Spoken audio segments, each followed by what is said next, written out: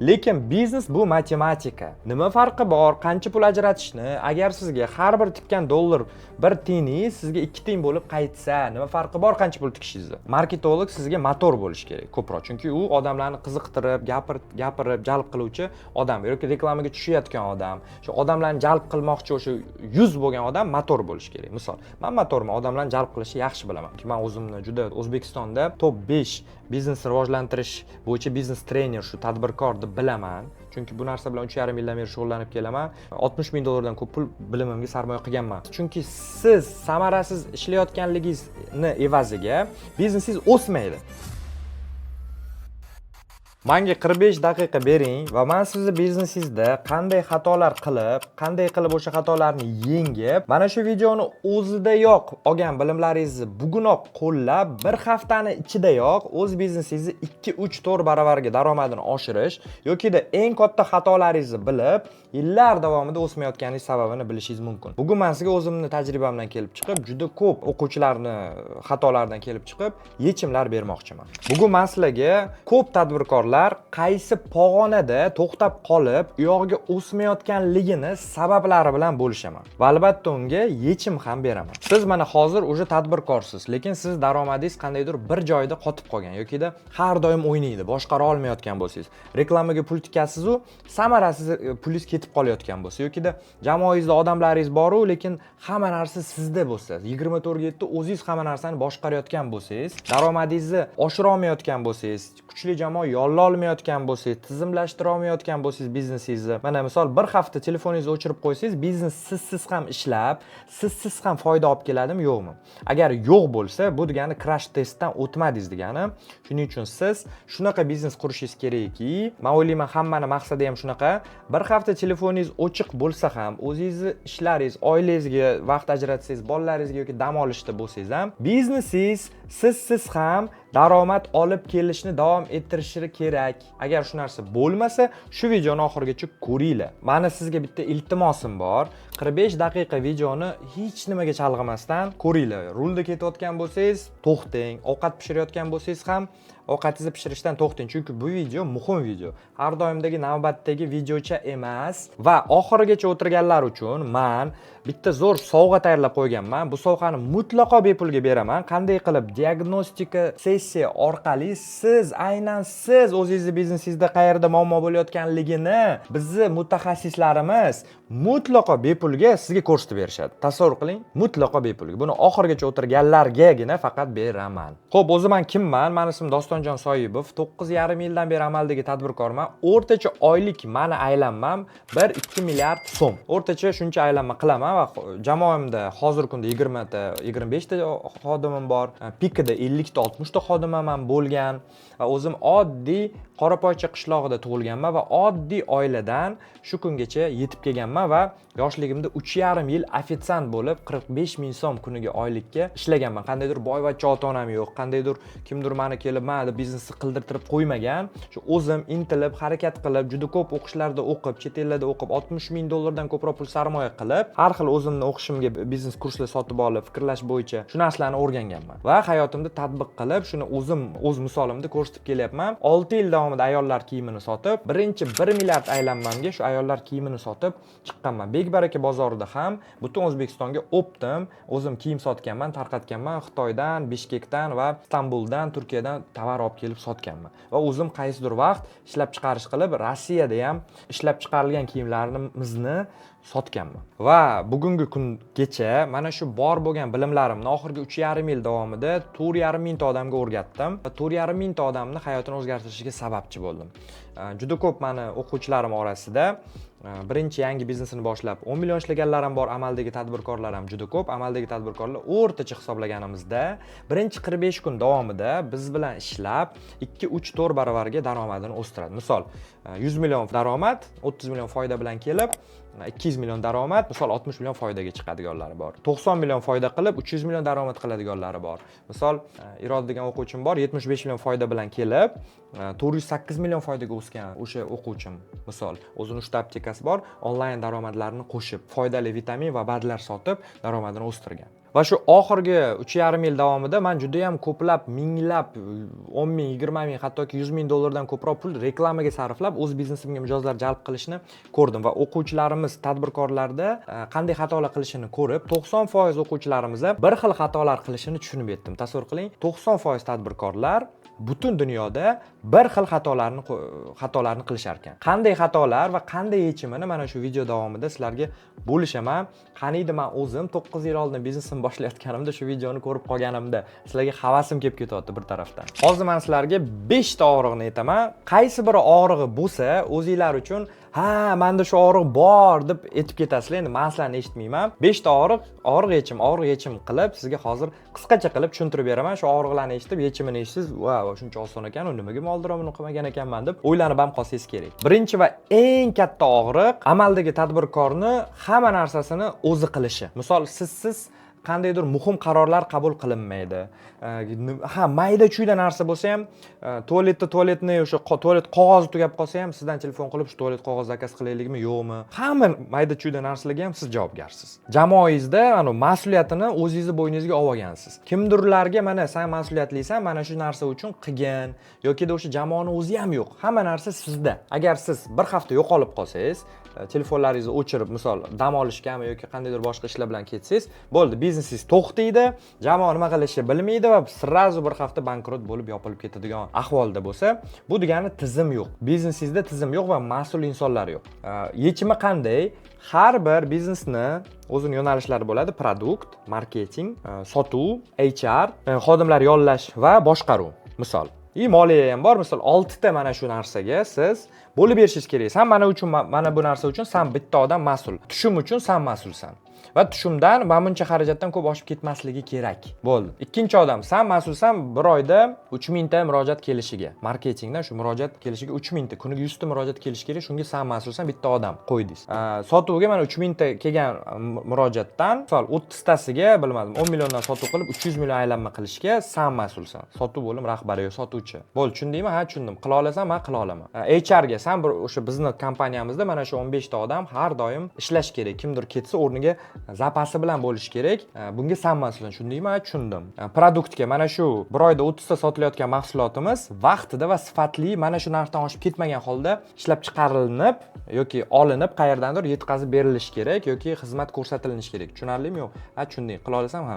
Bo'ldi. Hamma qila olishiga ko'zingiz yetdi. Qanday qilasan degan savol ham berishingiz mumkin. Qanday qilib buni qilasan? Menga aytib ber. Ko'pchilik ha qilaman deydi-da, lekin qanday qilishini so'rasangiz, xatolar qilib gapiradi, o'shanda siz uni to'g'rilab qo'yasiz yoki-da shuni to'g'ri zo'r qiladigan, yechimini biladigan odamdan bor konsultatsiya sotib ol yoki shunday maslahat ol yoki YouTubedan video ko'r deb unga yuborasiz. Shunda qaytib keladida sizga o'sha bo'ldi, men tayyorman, men shuni qanday qilishni bilaman, aytib ber va bo'ldi, men bunaqa aytib beraman. Bo'ldi, unda qil. Mana shunday qilib siz bitta kuchli jamoani, mas'uliyatli odamlarni paydo qilib olsangiz, har biri o'zini turgan joyida mas'ul bo'lib, biznesingiz bir-biriga bunday yordam berib ishlaydi. Bu birinchi muhit o'sha jamoa yoki sizda yo'q yoki bor bo'lsa ham mas'uliyatni unga bermay o'zingiz qilishga o'rganib qolgansiz. Buni yechimi shunday. Ikkinchisi, stabil holatda keladigan arizalar yo'q, murojaatlar yo'q, marketing taraflama. Bu muammo bizda ham ko'p duch keladi. Biznesingiz qanchalik katta bo'lishidan qat'iy nazar har doim duch kelinadigan muammo. Buni yechimi qanday? Tizimli marketing. Siz o'sha bir oy davomida nechtadir sondagi o'sha murojaat kelish kerak bo'lgan reja qo'yildi. Misol bir oyda qo'ydingiz, misol qaysidir oy bu oy bizga 3000 ta murojaat kelish kerak. O'rtacha bitta murojaat kelishi uchun siz sarflaysiz $1. Tasavvur qilaylik. Misol $3000 reklamaga ajratasiz va qaysidir odamni, shu natijani qilgan odamni, ko'pchilik o'sha natijani qilmagan odamni ishga olib bankrot bo'ladi yoki qila olmaydi. U natijani qilmagan odamni ishga olsangiz, u odam kelib sizni pulingizga o'rganadi shu natijani qilishni. Nima kerak sizga bu bosh og'riq? Undan ko'ra $500mi, $300mi, $1000mi pul to'lang, lekin shu natijani qilgan bo'lsin. 3000 ta ariza sizni biznes sohangizga уже qilgan insonni ishga olib, misol targetologmi, marketologmi farqi yo'q. Mana $3000, mana 3000 ta ariza qilib ber, maqsadli mana bunaqa mijozlar bo'lsin. Bo'ldi, qilib bera olasanmi? Qilganmisan oldin? Ha, qilganman. Ko'rsat, mana shu yerda qilganman, mana bunaqa qilganman. Bo'ldi, zo'r, mana pul va kunli tracking. $100 ishlatilindi, 100 ta ariza tushdimi, yo'qmi? Mana shunday qilib siz tizimga qo'yib olsangiz bo'ladi marketingni. Kunli plan fakt asosida. Ertalab 100 talik tushish rejasini qo'yildi. Sotuvchilar misol shu 100 tadan 5 tasiga 3 milliondan 15 millionlik savdo qilish rejasini yozdi. Bo'ldi. 100 ta ariza keldi kunning oxirigacha va sotuvchilaringiz Lidla kelishi ham, arizalar kelishi ertalab o'sha sotuvchilar ish vaqtida bo'lishi kerak. Kechqurun tushish kerak emas. Buni siz o'sha marketologingizga ayting. Chunki 5 daqiqadan kech telefon qilinsa mijozga sovib qoladi. 50% sotuvingizni oshirishingiz mumkin. Hozirning o'zida shu 5 daqiqada telefon qilsangiz. Lid tushdi, sразу telefon qilish kerak. 5 daqiqa ichida issiq bo'lib turadi, mijoz esida bo'ladi. Hozirgi savdoingiz misol oyiga 100 million bo'lsa, mana shu 5 daqiqani o'zida telefon qo'shsangiz, sotuvingiz avtomatik 100 milliondan 200 milliongacha o'sishi mumkin. Bitta shu narsani qo'llab. Tasavvur qiling, endi 45 daqiqada qancha foydali yana ma'lumotlar beraman. Xo'p, shunday qilib, tizimli ravishda siz ertalabdan kechgacha o'sha plan fakt asosida boshqarishingiz kerak bo'ladi shu marketingni ham. So'raysiz, agar qilmasa, zo'r, молодец, rag'bat, bonuslar berasiz, maqtaysiz. Qilmasa nima senga muammo to'sqinlik qildi? Shuni qilmaganingga sabab yechim bermaysiz. Ko'pchilik o'z miyasini aqlli qilib, mana buni qil, buni qil deb maslahatlar berib tashlaydi. Yechim bersangiz, mas'uliyat sizda qolib ketadi. Unda emas. U siz bergan yechimni qilib, u aytadi, "Sen aytding-ku menga, sen aytgan narsani qildim, natija bermadi" deb sizni aybdor qilib qo'yadi. Unaqa bo'lmasligi uchun nima senga muammo to'sqinlik qildi? Bugun o'sha 100 ta murojaat olib kelishga, ariza olib kelishga yoki 5 ta sotuv qilishga va o'shani 3 ta yechimi. Va 3 ta yechimdan bittasi qaysi biri seni fikring bo'yicha eng samarali yechim. Shu narsani siz aytsangiz, u odam bir marta keladi, sizga yechim qanday deb so'raydi. O'rganib qolgan odamlar miyasini ishlatmaydi, komfort zonada yashashga o'rganib qolgan. Siz aytasiz, "O'zing nima deb o'ylaysan? 3 ta yechim" deysiz. Ketadi, o'ylab 3 ta yechim bilan keladi. Keyin safar keladi, "Nima yechim qilay" deb sizdan kutadi. Siz aytasiz, "O'zing nima deb o'ylaysan? Menga 3 ta yechim, bitta eng samaralisini bergin." Bo'ldi, ketadi, yana olib keladi. 3-chi marta miyasida o'ylaydi xodimingiz. Keyingi safar men hozir yana borsam, yana mendan yechim so'raydi. Keyin undan ko'ra shu 3 ta yechimni hozirdan tayyor qilib olib boray deydi va bitta qaysi biri eng zo'r yechim mumkin deydi. Olib keladi sizga 3 ta yechimni, bitta zo'r yechim taklif qiladi. "Men bu yechim zo'r" deysiz. Siz prosta bo'ldi, qil deyishingiz kerak bo'ldi. Yoki ozgina o'zgartirib, men butun ozgina o'zgartirib qil deyishingiz kerak. Ko'pincha o'z qil deyishingiz kerak bo'ldi. Keyin 4-marta nima bo'ladi? 90% xodimlaringiz, jamoangizdagi insonlar siz oldingiz kelmaydi. O'zi miyasini ishlatadi. 3 ta yechim bor, men bu yechimni qilsam zo'r bo'ladi deydi. Kelmay o'sha yechimni qiladi. Shunda siz 90% sizga kelayotgan yoki siz direktor bo'lsangiz, sizga kelayotgan murojaatlarni to'g'ri oldini olasiz. Ana shunday qilib jamoani to'g'ri samarali boshqarsangiz ham bo'ladi. Yana ko'p 3-chi eng katta og'riqlar, muammolardan biri ko'p tadbirkorlar raqamlarsiz ishlashadi. Hissiyotga berilib qaror qabul qilishadi. Misol, hozirgi kunda 100 million o'rtacha 50 million daromadi bor. Shu 50 millionni 100 million yoki 200 million qilish uchun raqamlarga asoslanib o'sishi kerak. Lekin nima qiladi? Hozir sezon emas yoki buni qilsam o'xshirmikan, ani hissiyotlarga berib, yaxshi yomon baholashlarga berib qaror qabul qiladi. Lekin biznes bu matematika. Faqatgina amaldagi tadbirkorlar faqatgina matematikaga asoslanib qaror qabul qilishingiz kerak. Bugundan boshlab, agar realni katta biznes quraman desangiz, hissiyotni o'chirib, faqat raqamlarga asoslanib qaror qabul qiling. Bo'ldi, mana sizga 100 ta murojaat kerak, 5 ta sotuv qilishingiz kerak. Bo'ldi. 100 ta murojaat kelishi uchun 10 mingta odam reklamangizni ko'rishi kerak. $100 xarajat qilishingiz kerak. Sizda o'sha bitta bankomat bor. Hozirgi kunda bankomat. Bu degani siz reklamaga $100 tikyapsiz, shu bankomatga kirg'izyapsiz, bankomatga kirg'izyapsiz. Bu yoqdan sizga misol $200 foyda chiqyapti. Bu degani $100 tikib $200 foyda chiqaryapsiz. Misol $200 emas, 2 million so'm deylik. Mana kim bankomatga dollar kirgizgansizda bu yoqdan so'm 2 million, 1 million tam 200 bo'lib chiqqan. Lekin 2 million bo'lib chiqyapti. Shunaqa siz biznes qildingiz. Endi sizni vazifangiz $100 emas, $1000 pul kiritib, bu yoqdan 2 million emas, 20 million pul chiqarish. Va misol $1000 20 million chiqarish. Agar siz 200 million foyda yoki 100 million foyda qilmoqchi bo'lsangiz, siz 2 ming emas, $10,000 reklamaga tikib 100 million foyda chiqarishingiz mumkin. $2,000 hamma xarajatlarni ayirib tashlaganda sof foyda haqida gapiryapman. Kimgadir men aytaman, $10,000 reklamaga sarflagan bir oyda, o'shanda sen 15-20 ming dollar ishlashing mumkin desam, qanaqasiga $10,000 reklamaga sarflayman? Juda ko'p-ku. Yo'q, men $500, $1000 ajrataman, bo'ldi, boshqa ajratmayman deydi. Nimaga? Chunki hissiyot shunaqa deyapti. Buni miyasida marketingga $100,000 dan ko'p pul ajratish mumkin emas. Nima farqi bor? Qancha pul ajratishni? Agar sizga har bir tikkan dollar 1 tiyiningiz sizga 2 tiyin bo'lib qaytsa, nima farqi bor qancha pul tikishingizda? 100 million tikib 200 million ishlang, 1 milliard tikib 2 milliard ishlang. Bo'ldi, juda oddiy matematika. Faqatgina sizda duch keladigan muammo bo'lishi mumkin. Qanday muammo desangiz, bu o'sha sotuvchilaringiz, jamoangizdagi insonlar yetishmasligi mumkin. Siz bir kunda 100 ta murojaat olib kelsangiz, 2 ta sotuvchingiz ulgursa, lekin siz 10 barobar o'saman desangiz, sizga 2 ta emas, 20 ta menejer kerak. Shu 20 ta menejer qayerdan olaman? U menejerni qanday o'qitaman degan qiyinchiliklar bo'lishi mumkin. Bu endi keyingi og'riq, buni sizlarga tushuntirib beraman. 4-og'riq, bo'ldi, raqamlarni tushundingiz. Qancha pul tikishingiz kerak, nima qilish kerakligini hammasini raqamlarda bilib oldingiz. Endi buni qilaman deganingizda jamoangizda odamlar siz xohlagancha emas yoki siz xohlagancha bo'lsa ham siz xohlagandek natija bermayapti. Birinchisini yechimi sizga to'g'ri keladigan odamlarni ishga yollash. Agar sizga olgan odamlaringiz natija qilib bermayotgan bo'lsa, 90% bu noto'g'ri odamlar ishga olgansizlar. Ishga olishda o'zini anulari bo'ladi, testlar bo'ladi, har xil. Birinchi ariza qoldiradi, o'sha sizga o'zi kim kerak, yoshi necha yosh, qanday tajribaga ega, qanday ko'nikmalarga ega, hamma narsasini portreti bo'lishi kerak. O'sha portretdan o'tgan odamlarni buni boshida o'zingiz qilasiz, keyin HR ga berib qo'ysangiz bo'ladi. HRingiz buni keyin qiladi. Keyinchalik shu uni vazifasi shu. Portret bo'yicha odamlarni saralab olib kelish, e'lon berib.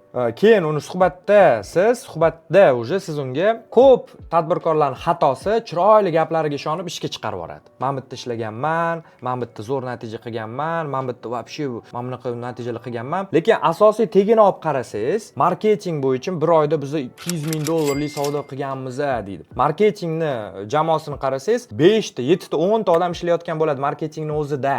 Sotuv bo'limini tashqari umumiy hisoblasa. Shu marketingning ichida bosh marketolog bo'lib emas, qandaydir marketologning yordamchisi yoki targetolog bo'lib ishlagan, u bilmaydi butunlay marketingda nima bo'layotgan. O'zini o'sha reklama yoqishni biladi, bo'ldi. U qolgan narsalarni qilmagan, lekin men qildim, biz qildik deydi. Shuning uchun siz so'rashingiz kerak, qaysi rolni bajargansan, qaysi natijaga javob bergansan. Men lead olib kelishga javob berganman yoki men bunga javob berganman. Mana shu narsalarni ishonib, u men kompaniyada ishlagan ekan, zo'r artel kompaniyasi-yu, misol. Men bunaqa joyda ishlagan ekan, ishga olish. Bu xato. Ikkinchi xato, suhbatdan so'ng shu suhbat ichida unga sinov vazifasini bermaslik. Juda ko'pchilik chiroyli gapiradi, lekin ishga amalda kelganda bilasizlar, amalda hech nima qilmaydi. Misol, case study berishingiz mumkin. Suhbatdan so'ng surazi bizda mana bunaqa biznes, mana bunaqa muammo, mana shunaqa narsalar sotamiz. Sen shu muammoni qanday qilib mana hozir yechgan bo'larding deb so'raysiz, shunday o'tirgan joyida. U suraziga yechimini berish kerak. Miyasi ishlagan odam suraziga yechimini bera oladi. Shu yechim bermadimi? O'ylab ko'rib, misol, katta ehtimol bilan sizga ertaga biznesingizda o'sha kirib ishlaganda ham yechim bermaydi. Yuraveradi o'sha urinishlar qilib. Agar yechim qanday yechim berishni bilmasa aytadi, to'xta, men hozir qanday qilib yechim berishni bilmayman, lekin men bu kirib, men bu joydan mana shunaqa ma'lumotlarni izlab, men bu odamlardan so'rab, yechimini topib qo'llagan bo'lardim desa ham to'g'ri keladi. Nimaga? Chunki u odam yechim izlashga qodirmi yo'qmi, shu narsani bilishingiz kerak. Bu mana shu 4-qoida, shu og'riq, muammo, shu noto'g'ri odamlarni ishga olish. Keyin aytishingiz mumkin, men to'g'ri odamni ishga olganman, lekin qilmayapti. Unda siz aniq sizga to'g'ri keladigan ishni oldingiz. Tizimli ravishda, misol tizimga javob beruvchi tizimchi odamni oldingiz. O'zi har xil 4 xil tipaj odam bo'ladi.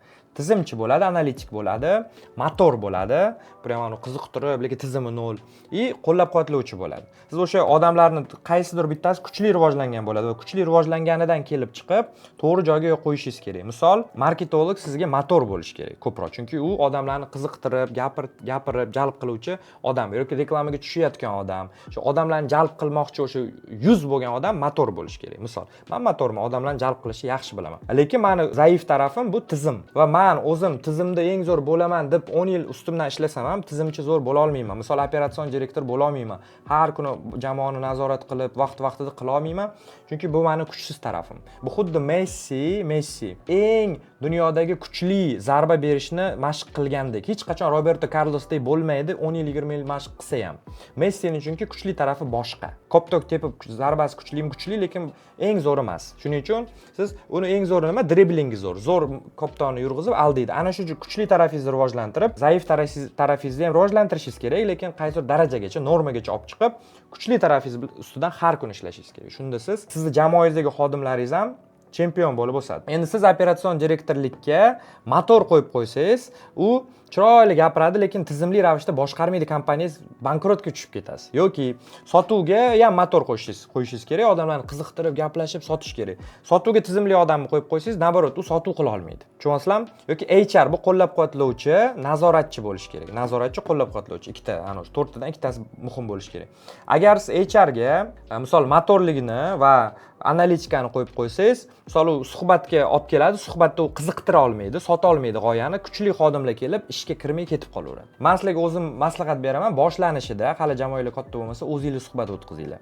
O'zingizlar, chunki sizdaqa hech kim biznesingizni yaxshi tushunmaydi, sizdaqa maqsadlaringizni hamma bilmaydi. Shuning uchun boshida o'zingiz to'planib ishga olishingizni maslahat beraman. Shunday qilib, tushungan bo'lsangiz, shu 4 xil toifasini test adizis degan test bor, PAE degan. Ana shu test adizisni topshirtirib, uni kuchli tarafini aniqlab, case study qildirtirib, o'sha yerda o'zida natija qiladimi yo'qligini aniqlab, agar unga ham bunga ham to'g'ri kelib, keyin ishga chiqargan bo'lsangiz va natija qilishni biladi-yu, lekin nima bilim olishni bilmayotgan bo'lsa, unda siz unga o'qitishingiz kerak yoki o'zingiz bilsangiz, bilmasangiz qandaydir o'qishni sotib olib berishingiz kerak yoki o'zi o'sha o'qishni sotib olib, bilmagan narsasini o'rganish kerak.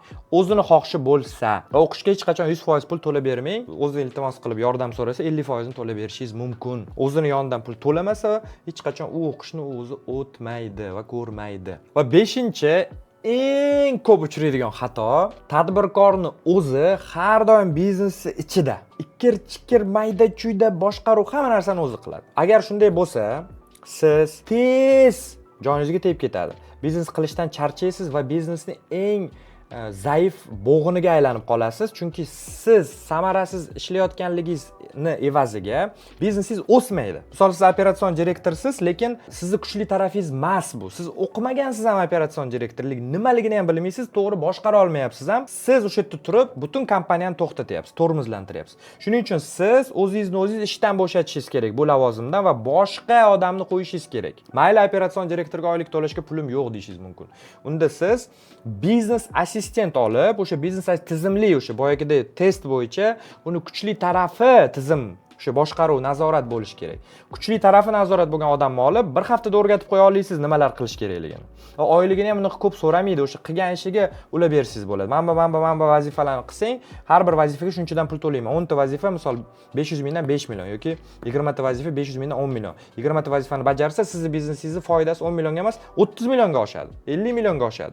Mayli 50 millionga oshsa 10 millionim bilan bo'lishing. Keyinchalik operatsion direktor ham yollasangiz bo'ladi, u ham xuddi shu. Birinchi oydayoq o'zini oyligini o'zi qoplashi kerak. Shunaqa shartlar asosida mengizni ishlatib, shunaqa KPI qo'yib berasiz. Shu birinchi oydanoq kelib, o'zini oyligini 2 baravarga oshirib, misol 15 million to'lasangiz, 50-60 million foyda keltirish kerak. Nimalar qilinsa, o'shalarni aytasiz, mana shu natijaga erishsang, shuncha pul beraman. Va hokazo. Mana shunday qilib, siz tizimni boshqaruvdan chiqishingiz kerak. Tepaga chiqib, tashqaridan biznesingizga qaramasangiz, mana siz tasavvur qiling, biznesingiz bu zavod, sexcha ishlayapti. Siz ichida, sex ichida har bir bo'linmachiga kirib, o'zingiz upakovka qilib, nimadirlar qilib, hamma narsa mayda-chuyda o'zingiz qilib yuribsiz. Bunda tashqariga chiqib, bu yoqdan ishlab chiqarilyapti, bu yerda bu narsa bo'lyapti, bu yerda mijoz sotib olyapti, bu yerda yetkazib berilyapti. Qani, qayerda nimani to'g'rilashim kerak? Mana bu yerda sekro ishlashyapti, buni mana bunaqa qilish kerak ekan deb. Mana shunaqa tashqaridan chiqib strategiya qilmasangiz, ichida yuraversangiz, qilmaydi. Unda siz asoschini majburiyatlarini bajarmayapsiz. Asoschi bu eng, значит, asoschini majburiyatlarini bajarmasangiz, siz ham zaif bo'g'insiz. Shuning uchun siz asoschini vazifasini to'laqonli bajarishingiz kerak va mayli generalniy direktor bo'lishingiz mumkin, CEO bo'lishingiz mumkin boshida, lekin buni ham keyinchalik o'tkazishingiz kerak, keyinchalik. Shuning uchun siz mana juda oddiy, sizga 3 qadam. Maqsadingiz bor. Misol, oyiga 10 ming dollar sof foydaga chiqish va haftasiga 3 soat ishlash. Tasavvur qilaylik, просто shu. Mana miyangizga hamma cheklovlarni chiqarib tashlang, hozir miyangiz kelasiz. Yo'q, bo'lmaydi desa chiqarib tashlang. Endi maqsad qo'yildi. Siz shuna maqsadingiz bor.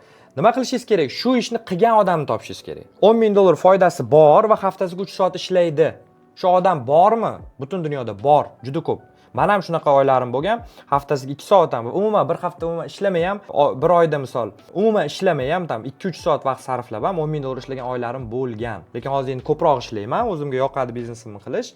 Foydam ham undan ko'proq. Siz ham qilsangiz bo'ladi demoqchiman. Endi men o'sish uchun qaytaman shu milliardlarni oshirish uchun 10 mingdan emas, 100 mingga chiqay, 200 mingga chiqay, 500 ming dollarga chiqay deb qaytib o'zim qilaveraman misol. Lekin bir darajada turish uchun, misol men qaytmasam bir darajada plus minus turaveradi biznes. O'smasdan, tushmasdan. Endi sizga buni tekshirilgan qo'llanmasi kerak, yo'riqnomasi kerak. Qanday nima qilish kerak? O'sha narsani qilish uchun instruksiya kerak. 1 2 3 4 5. Va bu instruksiyaning tagida mas'ullar kerak. Birinchisi misol mana bunaqa tizimlashtirish kerak. Ikkinchisi mana bunaqa xodimlar yollanishi kerak. Uchinchisi bu xodimlar mana bunday nazorat qilinishi kerak. To'rtinchisi misol mana bunaqa reglament tizimlar bo'lishi kerak. Okey, bo'ldi, hamma narsa tayyor. Endi kim qiladi? Buni bu qiladi, buni bu qiladi, buni bu qiladi, buni bu qiladi. O'zim emas, ko'p mana tadbirkorlarning xatosi qanday qilib qilaman deydida, mana shu narsani o'rganib o'zi qilib ketaveradi. Buni ham o'rganib o'zi qilib ketaveradi. Qanday qilib emas, kim deyishingiz kerak. Kim qiladi? Kim buni qiladi? Shunda o'sasiz. Tadbirkor bo'lsangiz, faqat kim degan so'zdan keyin o'sasiz. X faktor narsalar bo'ladi. Misol 10 ta vazifadan bittasini siz qilishingiz kerak. Misol Reels'ga siz o'zingiz chiqishingiz kerak. Strategiyani o'zingiz qo'yishingiz kerak biznesga. Misol mijozlar bilan hatto bir 5 tasi bilan gaplashib, qayta aloqa olib, nimani mukammallashtirish mumkinligi haqida qayta aloqa so'rashingiz mumkin. O'zingiz qiladigan vazifalar ham bor, lekin 98-99% vazifalarni siz bajarmaysiz. Siz faqat natija talab qiluvchi odam bo'lishingiz kerak. Mana tayyor qo'llanmani tegida odamlar va o'sha tayyor qo'llanmani tegida odamlar bilan qilishingiz kerak bo'ldi. Shu narsani esingizdan chiqarmang. Hozir men sizlarga bunday olib qarasa bir juda ko'p tadbirkorlar duch keladigan xatolar haqida gapirdim. Men o'ylayman juda sizlarga foydali bo'ldi. Shunday qilib mana shu 5 qadamni to'g'rilab chiqsanglar, men aytgan yechimlari bilan katta ehtimol bilan biznesingizlarda birinchidan tizimlashadi, ikkinchidan biznesingizlarning daromadi ham o'sadi va uchinchidan jamoa yollab bo'sh vaqtingiz paydo bo'lib, dam olishga, oilangizga vaqt ajratishga vaqtingiz paydo bo'ladi degan umiddaman. Faqatgina bu aytgan narsalarimni qo'llashingiz kerak. Birinchi bosqich bu xaos. Bu hamma narsa noaniq, kim nima qilishini bilmaydi, nima qayerdan keladi, hamma narsa patur qilinadi. Bu xaos birinchi darajadasiz. Ikkinchi daraja bu stabilnost, davomiylik, barqarorlik. Barqaror deganda plus minus hamma o'zini nima ish qilish kerakligini biladi. Plus minus mijozlaringiz kim, mayda-chuyda narsalarni bilasiz. Bu barqaror va plus minus o'rtacha pul kelib turibdi. Barqarorlik. Uchinchisi bu tizim. Bu degani bo'ldi. Hamma narsa tizimlashgan, hamma o'zini konkret nima qilishini biladi, nima ish qilsa qancha oylik olishini biladi va kunlik, haftalik, oylik nima vazifalari borligini yo'riqnomasi bor. Tizimli ravishda ishlaydi biznesingiz. Va to'rtinchisi bu kengayish, masshtab. Kengayish deganda bu mana oddiy misolda olsak, Evas misolida olsak, misol Evas fast food misolida olsak, birinchisi house deganda bu palapartish, go'sht kes, mijoz keldi, nima qilish kerak, mana menyu berdim, buyurtma oldim, bo'ldi, qog'ozda yozdim. Palapartish nechidir gram bilmayman ham qancha go'sht solganimni, house bo'lib tez qilib chiqarib yubordim. Bittagina joyini. Bo'ldi, bu birinchi. Endi ikkinchi tizimga o'tganda, misol barqarorlikka o'tganda men bilaman qanchadir o'rtacha vaqt ketishini, qanchadir go'sht solishini taxminan bilaman va hamma o'zini ishini yarimchala biladi va hamma o'zini ishini qilib yuribdi. Va o'sha kelganda lavash berildi va hokazo. Uchinchisi tizimga o'tganimizda nima bo'ladi? Necha gram go'sht solishim kerak? Nechta dona pomidor solishim kerak? Necha daqiqada buyurtma chiqishi bilan men buni buyurtma berish, tayyor qilib chiqarib berishim kerak. O'sha oshpaz biladi. Ofitsiant o'sha buyurtmasini borib kompyuterga tizimli ravishda uradi. O'sha daqiqadan so'ng 10 daqiqadan keyin lavash tayyor bo'ladi va ofitsiant bo'lib mijozga yetkazib beradi. Mijozni shot so'raydi va hokazo tizimlashgan bo'ladi. Oyliklar necha pul qancha chiqishini hamma o'zinikini biladi va hokazo bo'ldi. Tizim ishlayapti, chotki tizim. Hamma narsa necha daqiqada nima qilinishi kerak, kim nima qiladi, hamma narsa yozilgan. To есть yangi xodim kelganda hech kim unga borib tepasida mana buni qilasan deb o'rgatmaydi. Unda yo'riqnomani ochib, mana buni qilar ekanman deb o'rganib olaveradi. To есть avto o'qitish ham tizimlari o'sha yo'riqnomalar, reglamentlar bilan qo'yilgan. Endi bu tizim bo'ldi. Bitta nuqta, bitta joy tizimli ravishda ishlayapti. Bo'ldi. Endi biz nima qilishimiz mumkin? Bitta ideal mashina yaratdik. Zo'r ishlayapti, yurayotgan mashina. Endi bu mashinani biz millionta qilishimiz mumkin va sotishimiz mumkin. Bu ham xuddi shunaqa bitta fast food tizimli ravishda ishlayapti.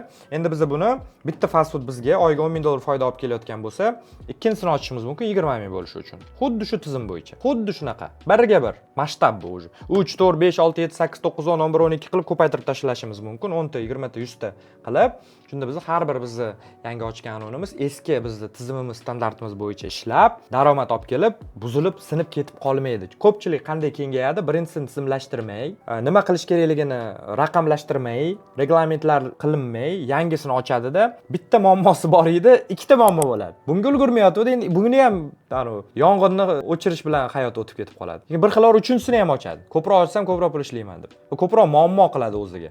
Diqqat etmaganligi uchun hammasi zararga kirib, plus minus bo'lib yuraveradi. Shunaqa qilish kerak emas. Shuning uchun shu narsani bilinglar.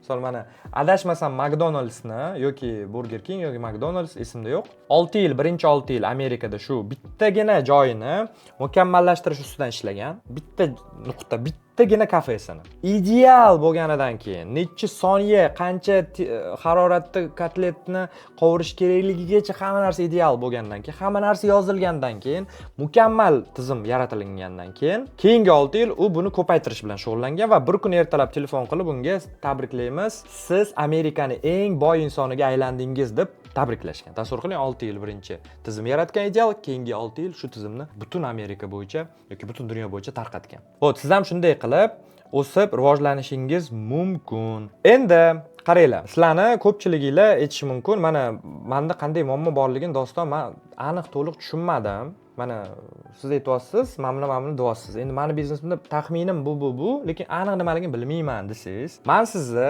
o'zimni mani jamoam taraflama, mutaxassislar taraflama diagnostik sessiyaga taklif qilaman. Diagnostik sessiyada biz sizga savollar beramiz, siz savollarga javob berasiz va o'sha javob berganingizdan so'ng sizni muammoingiz qayerda va qanday yechim qilishingiz mumkinligi haqida yechim beramiz. Bu mutlaqo mana shu videoni ko'rganlar uchun bepul. Men sizni tabriklayman. Diagnostik sessiya yoki telefon orqali yoki video qo'ng'iroq orqali o'tkaziladi. Shuning uchun ariza qoldirsangiz, shu yerda arizaga qoldirganlarning hammasini ham biz diagnostik sessiyaga olmaymiz. O'ylamayman, hozir ariza qoldiraman, bo'ldi 100% tushaman. Yo'q. Bizga to'g'ri kelsangiz, biz diagnostika sessiyamizda sizga ko'zimiz yetsa yordam berish, yechim bera olishimizga biz sizni telefon qilib diagnostik sessiyaga belgilaymiz. Shuning uchun sizga telefon qilsa, bizning menejerlarimiz xursand bo'lib bu narsani nishonlashingiz mumkin. Chunki bu mutlaqo bepul, hech nima pul to'lashingiz ham shart emas. Sizning hayotingiz uchun birga bir individual yechim olish men o'ylayman. Bizdaqa yana mutaxassislardan, chunki men o'zimni juda O'zbekistonda top 5 biznesni rivojlantirish bo'yicha biznes trener, shu tadbirkor deb bilaman. Chunki bu narsa bilan 3,5 yildan beri shug'ullanib kelaman. Juda ko'p o'quvchi qo'limdan o'tgan. Yosh bo'lishimdan qat'iy nazar juda ham ko'p narsani, 60 ming dollardan ko'p pul bilimimga sarmoya qilganman. 100 million dollar yiliga savdo qiladigan tadbirkorlardan birga bir meni taniydi, o'sha odamlardan bilim olganman. Shuning uchun men o'ylayman, men bilimim juda kuchli. Nafaqat bilim, ensiklopediya, buni hayotimda ham qo'llayapman. 26 yoshimda bir oyda 2 milliard oborotga chiqqanman. Men o'ylayman, o'zi biznesini boshlab, ota-onasini qandaydir biznesisiz, o'zini o'zi ko'targan odam 26 yoshda oyiga 2 milliard qilishi savdo bu prem tushum. Men o'ylayman, juda katta natija. Hozir 28 yoshdaman. Nimadir bilsam kerak. Menga ishonsanglar bo'ladi, nimadir bilsam kerak. Meni maqsadim shu O'zbekistonda tadbirkorlarni ko'paytirish, butun O'zbekiston iqtisodiyotini dunyoviy qiyosga chiqarish, chunki faqat tadbirkorlar qo'li bilan buni qila olamiz. Butun dunyoga biznesimizni tarqatib, butun dunyoga savdo qilishimiz mumkin. iPhone Amerikada emas, bizda chiqishi mumkin, bizning iPhone'imiz. Biz ham bu narsani o'ylab topa olamiz. Misol, o'zimizni Tesla'miz chiqishi mumkin, mashina brendlarimiz. Buning uchun tadbirkorlarimiz kuchayishi kerak. Birga sizlar bilan biz butun dunyo bozoriga, meni ham niyatim ingliz tiliga chiqish, butun dunyo bozoriga chiqish, birga chiqishimiz mumkin. Butun dunyodan o'rganib, o'zimizda shuna bizneslarni qilib, butun dunyoga sotishimiz mumkin. Misol, biz iPhone ishlab chiqarsak, 1000 dollarga sotsak, 900 dollar O'zbekistonga keladi. Qaysidir Amerikadagi oylik ishlab yurgan yoki 900 dollar ishlab, odam pulini bizga yuborib O'zbekistonga tushadi. U mamlakatning puli bizga tushadi. Bunda nima bo'ladi? Bizning mamlakatimizning puli oshadi, boyiymiz va boyisak bilasizlar nima bo'lishini. Oyliklar oshadi, nafaqalar oshadi, sog'lomroq bo'lamiz. Hamma narsa zo'r bo'lib, o'sib ketaveramiz. Dubaydek. Mana Dubay qanday bo'lsa ko'rgan bo'lsanglar, shunaqa tez o'sishimiz mumkin. Shuning uchun, xullas maqsadim shunday, qo'shilaman, birga qilamiz desangiz, welcome, sizlarni men kutaman. Diagnostik 30-60 daqiqa davom etadi. Biznesingizni aniqlaymiz. Ichida qanday zaif bo'g'inlarini topamiz va o'sha yechimga, o'sha bo'g'inga qanday qilib yechim qilishingiz mumkin, qanday strategiya orqali buni to'g'rilashingiz mumkinligini yechimini olishingiz mumkin. Diagnostikadan keyin ko'pincha siz qayerda pul yo'qotayotganingizni tushunishingiz mumkin va o'sishga nima xalaqit berayotganligini va keyingi qadamlar nima qilish kerakligini tushunishingiz mumkin. Shu imkoniyatni biz beramiz, endi siz foydalansangiz. Va siz diagnostik sessiyadan so'ng hattoki biz bilan ishlashni davom ettirmasangiz ham, menga hech qanaqa yomon joyi yo'q. Sizga foydali bo'lib, hayotingiz o'zgarsa men xursand bo'laman. Shuning uchun bunaqa diagnostik sessiyalar o'zi pulli turadi. Buni men o'tmayman. Endi balki men ham o'tarman. Men ham o'taman, ko'p bilan emas. Keling to'g'risini aytay, lekin ko'proq meni jamoamdagilar o'tadi. Shuning uchun siz diagnostik sessiyaga yozilganda men jamoamdagi insonlar bilan ham shuni o'tishingiz mumkin, men bilan ham o'tishingiz mumkin. Endi omadingiz kelishiga qarab ko'raman, balki qaysidir keyslar bo'ladi, mendan boshqa hech kim uni hal qilib berishi qiyin bo'lishi mumkin. Shunaqa sessiyalarga men ham qo'shilaman, kamdan kam, lekin qo'shilaman. Asosiysi biz jamoamizdagi amaldagi tadbirkorlar ham bor, diagnostlar ham bor, mutaxassislar ham bor. Ular ham sizga yechim berishi mumkin bo'ladi. Va diagnostik sessiyamizga yozilmoqchi bo'lsangiz, pastdagi anketa chiqadi, ichiga savollar bo'ladi. Sifatli to'ldirishingizni iltimos qilib qolaman. Diqqatli bo'lib to'ldiringlar, maksimum foyda olishingiz uchun. Chunki diagnostika juda muhim narsa. To'liq yozinglar. Va sizlar bilan bizning menejerlarimiz telefon qilib aloqaga chiqishsa, sizni tabriklayman, diagnostika sessiyaga o'tdingiz, chunki biz hammani ham olmaymiz. Foyda bera oladigan odamimizga olamiz. Bu diagnostik sessiyaga yoziling.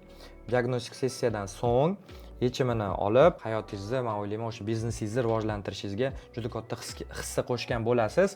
Boshqa narsalarga vaqt ajratmang, balki sizni hozir biznesingizni 2-3-4 barobarga o'zgartirish, o'sha o'stirish uchun eng muhim vaqt sarflashi shudir. Bu narsani qilsangiz bo'ldi, to'g'ridan-to'g'ri ta'sir qiladi. Keyin boshqa narsalarga vaqt ajratgandan ko'ra. Bo'ldi, siz bilan diagnostika sessiyasida, xudo xolasa, jamoam bilan yoki o'zim bilan ko'rishguncha xayr.